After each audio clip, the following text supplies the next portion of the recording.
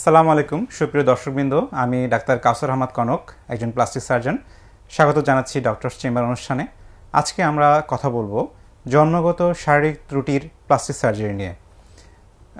একজন বাচ্চা বাবা মার কোলে যখন কোনো একটি জন্মগত শারীরিক ত্রুটি নিয়েই জন্মগ্রহণ করেন, তখন বাবা মা অনেকটাই বিষণ্ণ হয়ে যান, অনেক চিন্তিত হয়ে যান, এমনকি এটাও তারা ভাবেন যে এটি হয়তো তার বংশের জন্য, পরিবারের জন্য এক অভিশাপ। তো সে সকল বাবা মাদেরকে আশ্বস্ত করতে চাই, এটি কোনো শুধু একটি শারীরিক ত্রুটি, এটি কোনো বংশীয়গত কোনো অভিশাপ নয়। সময় মতো চিকিৎসা, প্লাস্টিক সার্জারির মাধ্যমে আপনার সন্তান এই শারীরিক ত্রুটি কাটিয়ে অনেকটাই স্বাভাবিক জীবনযাপনে ফিরে আসবেন বলে আমি আশ্বস্ত করছি। শারীরিক ত্রুটি বলতে আমরা প্রথমেই আমরা বলতে চাই ঠোঁট কাটা বা তালু কাটা নিয়ে। নিয়মিত পরিচর্যার মাধ্যমে, অপারেশন পরবর্তী নানা স্পিচ থেরাপির মাধ্যমে আপনার বাচ্চা স্বাভাবিকভাবে খেতে পারবে, কথা বলতে পারবে এবং স্বাভাবিক আকৃতি নিয়ে এসে বেড়ে উঠবে বলে আমরা আশ্বস্ত করছি। অনেক ক্ষেত্রেই আমরা অনেক বাচ্চাই আমরা পাই জন্মগত কানের ত্রুটি নিয়ে।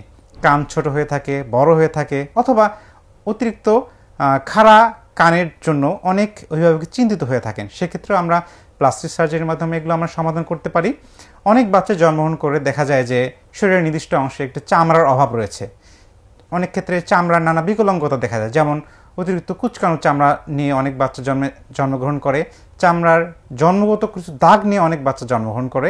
তাদেরকেও সময়ে সময়ে সঠিক চিকিৎসার মাধ্যমে তারা স্বাভাবিক জীবনে ফিরে আসবেন।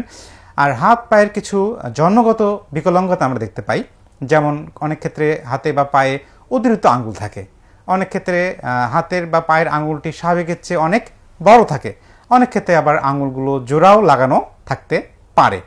আবার অনেক বাচ্চাদের ক্ষেত্রে দেখা যায় হাতে বা পায়ে একটি কনস্ট্রিকশন রিক বা সংকুচিত একটি জায়গা থাকে, যেটি স্বাভাবিকের তুলনায় অনেক বেশি চিকন।